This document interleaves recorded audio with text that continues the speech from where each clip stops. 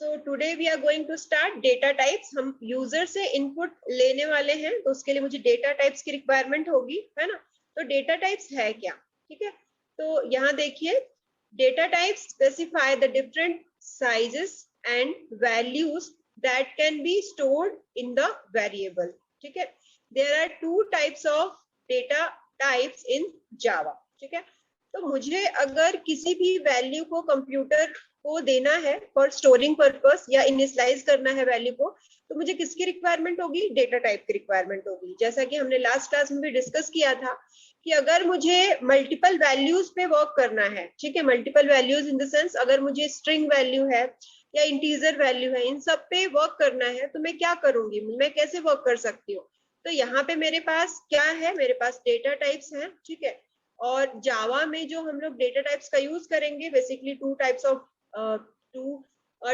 data types in Java. First one is primitive data type and second one is non-primitive data type. तो primitive data type क्या होते हैं और non-primitive data type क्या होते हैं, वो हम लोग देखते हैं।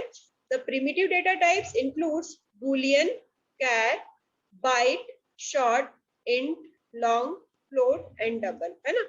तो इस ये पूरी की पूरी जो कैटेगरी है वो किस किस कैटेगरी में आती है, प्रीमिटिव डेटा टाइप, है ना। ये इसको हम लोग बिल्ट इन डेटा टाइप भी कहते हैं। ये सारे के सारे डेटा टाइप हमारे पास ऑलरेडी हैं, हमारी लाइब्रेरी में ऑलरेडी हैं, ठीक है। हमें क्या करना है, इसको केवल यूज करना है। तो ऐसे डेटा टाइप्स जो कि ऑलरेडी हमारे कंप्यूटर लाइब्रेरी में हैं और कंपाइलर को इसके बारे में बहुत अच्छे से पता होता है, हमें क्या होता है, केवल हमें इन डेटा टाइप्स का यूज करना पड़ता है, ठीक है। तो इन डेटा टाइप्स को हम लोग क्या बोलते हैं, प्रीमिटिव डेटा टाइप्स, ठीक है। सेकंड जो हमारा डेटा टाइप है उसको हम लोग क्या बोल रहे हैं, उसको हम लोग बोल रहे हैं नॉन प्रिमिटिव डेटा टाइप। तो देखो नॉन प्रिमिटिव डेटा टाइप क्या होता है, नॉन प्रिमिटिव डेटा टाइप क्या होता है, नॉन इसके अंदर हम लोग क्या करते हैं, इसको हम लोग ये भी बोल सकते हैं कि यूजर डिफाइंड डेटा टाइप। तो ऐसे डेटा टाइप जो कि यूजर खुद बना सकता है ना, या यूजर क्या कर सकता है खुद के लिए इस डेटा ऊपर जो हमने हमारे पास प्रिमिटिव डेटा टाइप है उसकी हेल्प से कुछ नए डेटा टाइप्स को क्रिएट कर सकता है, डिराइव कर सकता है। तो उसको हम क्या बोलते हैं, नॉन प्रिमिटिव डेटा टाइप, है ना। अभी आप लोगों को ध्यान क्या रखना है कि प्रिमिटिव डेटा टाइप वो डेटा टाइप रहते हैं जो कि बिल्ट इन रहते हैं, जो कि ऑलरेडी बने हुए हैं, हमें केवल उसको यूज करना है।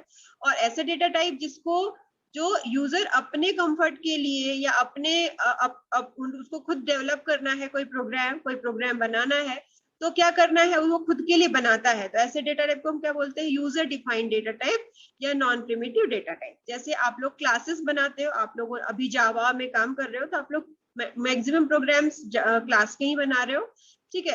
तो क्लास हो गया, इंटरफेस हो गया, अरेज हो गया, ये किस कैटेगरी में आते हैं, नॉन प्रिमिटिव डेटा टाइप या यूजर डिफाइंड डेटा टाइप की कैटेगरी में आते हैं।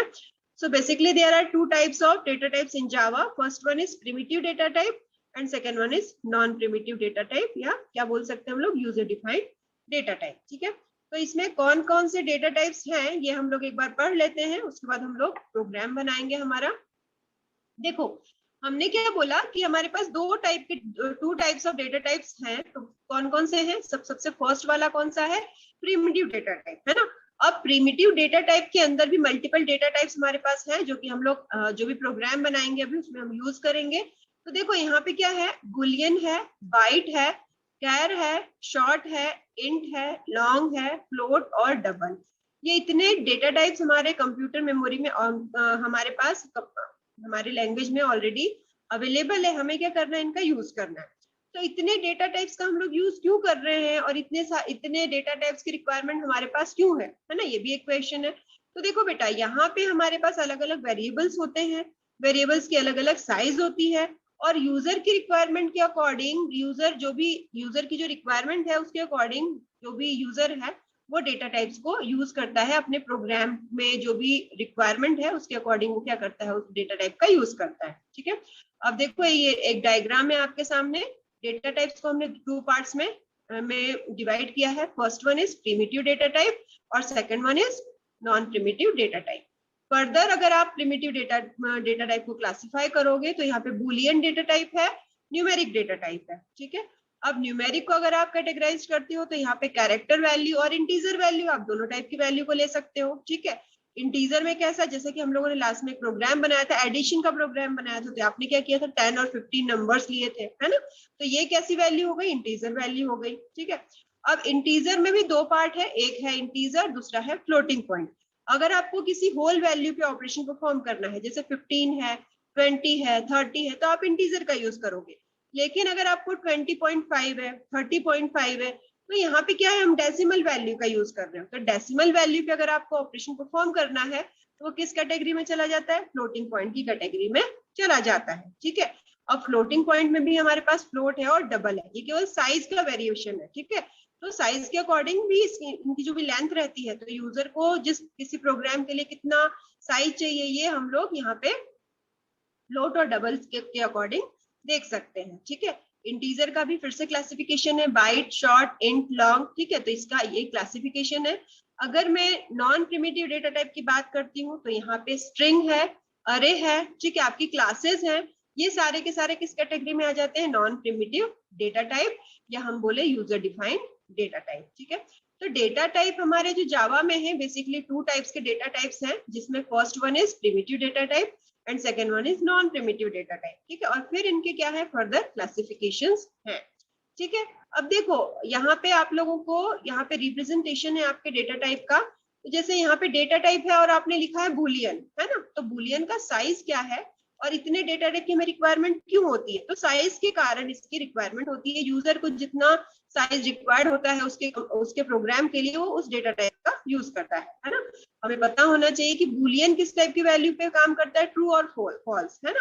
और इसकी साइज क्या रहती है, इसकी 1 बिट की साइज रहती है। अगर मैं कैर की बात करूं तो इसकी साइज होती है 2 बाइट की, फिर बाइट में 1 बाइट, शॉर्ट है 2 बाइट, इंटीजर अगर आप ले रहे हैं तो 4 बाइट रहेगा, लॉन्ग ले रहे हैं तो 8 बाइट रहेगा, फ्लोट ले रहे हैं तो 4 बाइट रहेगा, और डबल अगर आप ले रहे हैं, कोई ऐसा ऑपरेशन परफॉर्म करना है जिसमें डबल की रिक्वायरमेंट है, तो 8 बाइट की लेंथ आपका प्रोग्राम कंज्यूम करेगा। ठीक है बेटा, तो ये क्या है, ये साइजेस हैं हमारे प्रोग्राम की। ठीक है, अब यहाँ पे हम लोग एक प्रोग्राम बनाने वाले हैं जिस प्रोग्राम का नाम क्या है, गेटिंग यूजर इनपुट इन जावा यूजिंग स्कैनर क्लास। ठीक है, अभी तक हम लोगों ने जो प्रोग्राम बनाए थे उसमें यूजर से इनपुट हमने नहीं लिया है। ठीक है, इस प्रोग्राम में हम लोग क्या करने वाले हैं, गेटिंग यूजर इनपुट इन जावा using scanner class. Scanner class के थ्रू हम लोग क्या करेंगे, यूजर से इनपुट लेंगे और एक प्रोग्राम बनाएंगे। आप लोग इसको अच्छे से समझ लो, फिर हम लोग एग्जीक्यूट करेंगे, है ना, मैं टाइम दूंगी आपको एग्जीक्यूशन के लिए।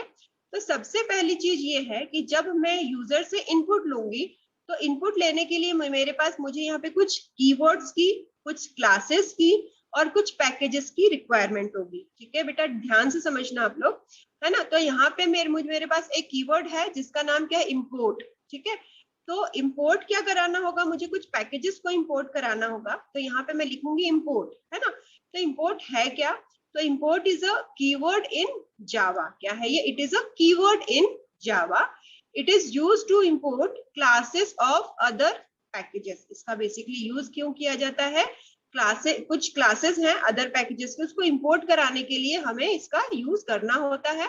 और आपसे कोई भी पूछता है कि व्हाट इज इंपोर्ट, तो आपको क्या बोलना है, it is a keyword in Java, ये जावा का एक कीवर्ड है। ठीक है, इसके बाद ये चीजें भी हम यूज करेंगे। सबसे पहले यूज करेंगे scanner class.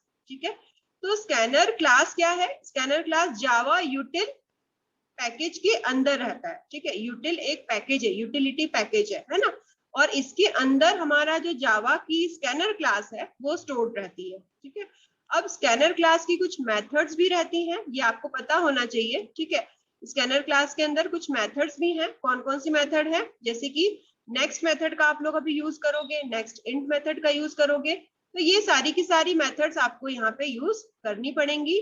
Next long method use करोगे, तो ये सारी की सारे मेथड्स हैं जो कि कहाँ पे हमें मिलेंगी, स्कैनर क्लास के अंदर मिलेंगी, और इस स्कैनर क्लास की कुछ मेथड्स हैं। ठीक है, अब बेटा थोड़ा सा ध्यान से देखो, यहाँ पे एक प्रोग्राम बना है, ये प्रोग्राम हम लोगों को बना के देखना है।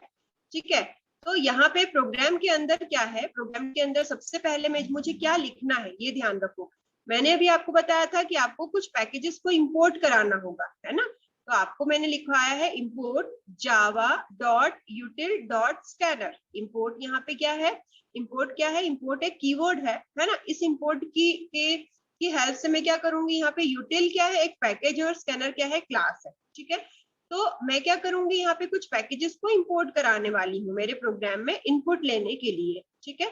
उसके बाद की प्रोसेस आप लोगों को पता है कि प्रोग्राम जब हम बनाते हैं तो हम प्रोग्राम में क्या लिखते हैं, क्लास लिखते हैं, और फिर क्या लिखते हैं, क्लास का नाम। हमने क्या लिखा, क्लास यूजर इनपुट, है ना।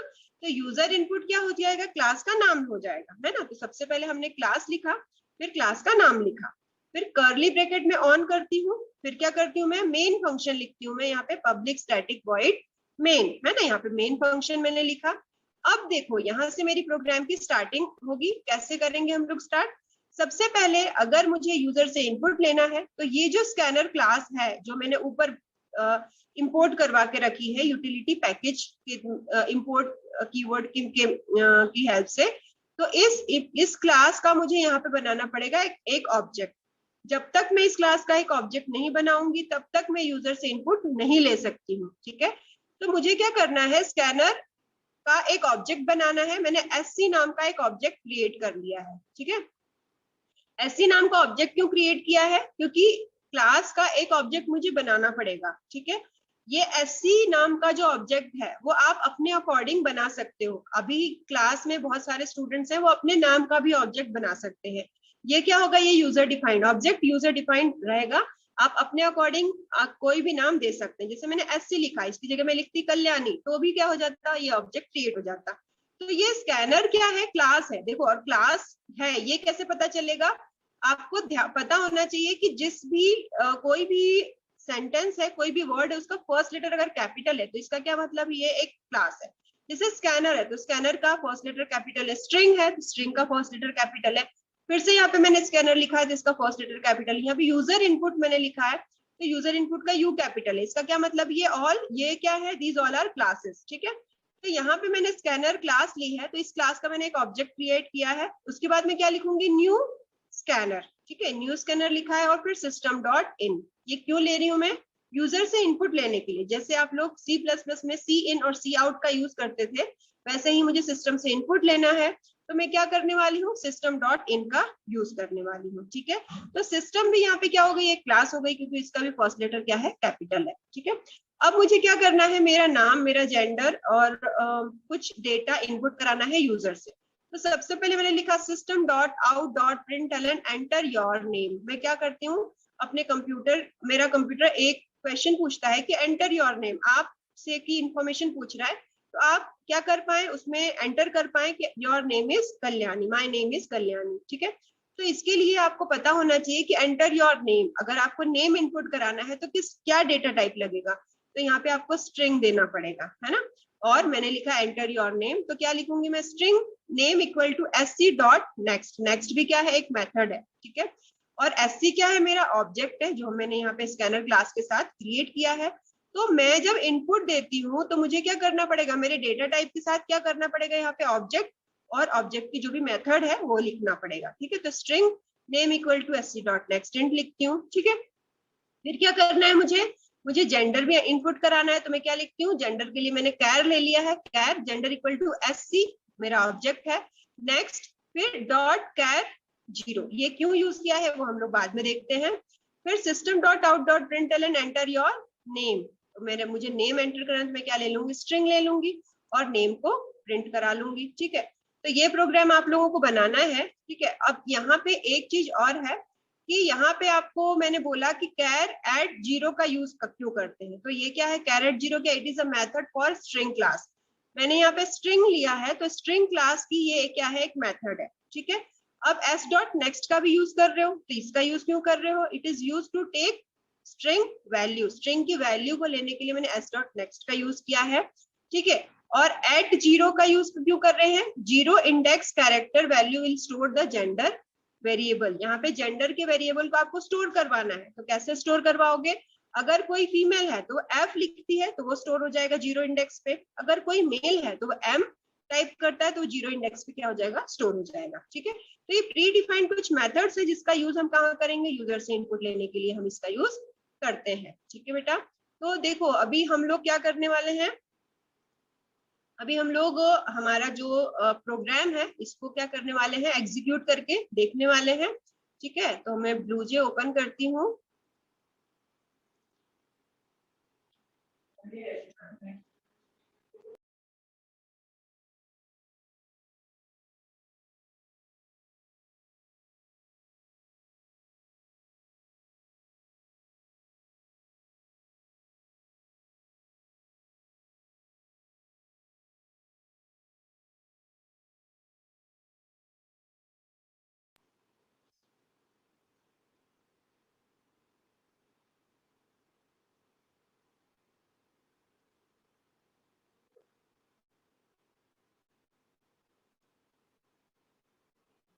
देखो बेटा, मैंने ये मेरा कोड है, इसको मैंने कॉपी कर लिया है। ये कॉपी करके मैं ब्लूजे एनवायरनमेंट में क्या करती हूँ, इसको पेस्ट कर लेती हूँ। ठीक है, मैंने यहाँ पे क्या किया है, जब भी मैं क्लास क्रिएट करती हूँ तो न्यू क्लास पे मैंने क्रिएट किया है। न्यू क्लास पे मैंने यहाँ पे कुछ भी मैं नाम डाल देती हूँ और ओके करती हूँ। ठीक है, तो ये आपकी क्लास क्रिएट हो गई। इस पे आप डबल क्लिक करते हो तो आपको यहाँ पे डमी टेक्स्ट मिलता है। इसको आप कंट्रोल ए कीजिए और डिलीट कर दीजिए। ठीक है, फिर हमने जो प्रेजेंटेशन में कोड स्टडी किया था उस कोड को यहाँ पे क्या कर देंगे, पेस्ट कर देते हैं। ठीक है, अब देखिए यहाँ पे लाइंस दिख रही हैं आपके सामने। इसका क्या मतलब होता है कि आपका कोड कंपाइल नहीं है। आप जैसे ही यहाँ पे कंपाइल पे क्लिक करोगे तो क्या हो जाएगा, आपका कोड कंपाइल हो जाएगा।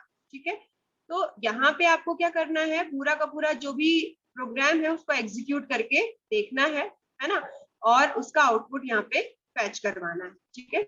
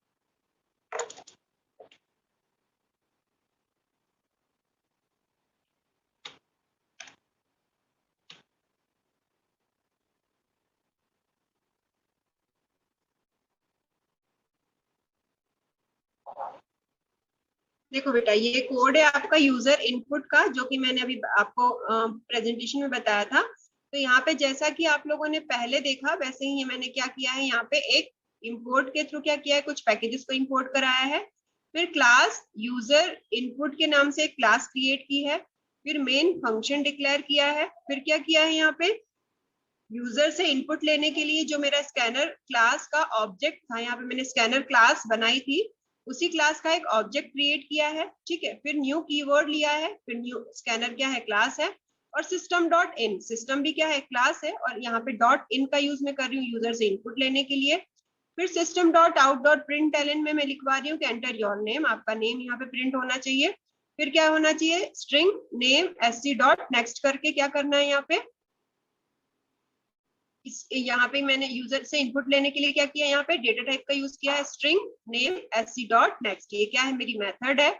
जेंडर के लिए मैंने क्या किया है, कैर जेंडर sc डॉट नेक्स्ट और कैर 0। ठीक है, इसको मैं जैसे ही इस पूरे के पूरे प्रोग्राम को मैं क्या करती हूँ, कंपाइल करती हूँ।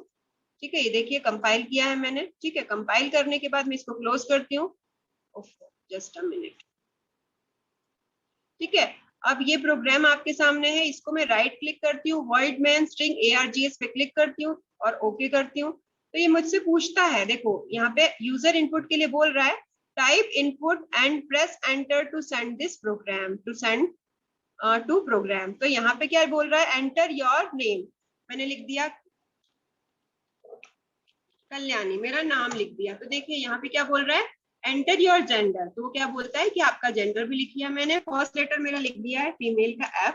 तो ये देखिए ये एफ भी प्रिंट हो जाता है। ठीक है, तो इस टाइप से आप क्या कर सकते हैं, यूजर से इनपुट ले सकते हैं। ठीक है, तो बेटा ये आपका फर्स्ट प्रोग्राम था जो कि हम लोगों ने देखा। और प्रोग्राम का नाम क्या है हमारा, कि गेटिंग यूजर इनपुट इन जावा using scanner class. Scanner class के थ्रू आप कैसे इनपुट लेंगे, ये हम लोगों ने अपने प्रोग्राम में देखा। लाइक करें, शेयर करें और सब्सक्राइब करें प्रोग्रामिंग स्किल्स को।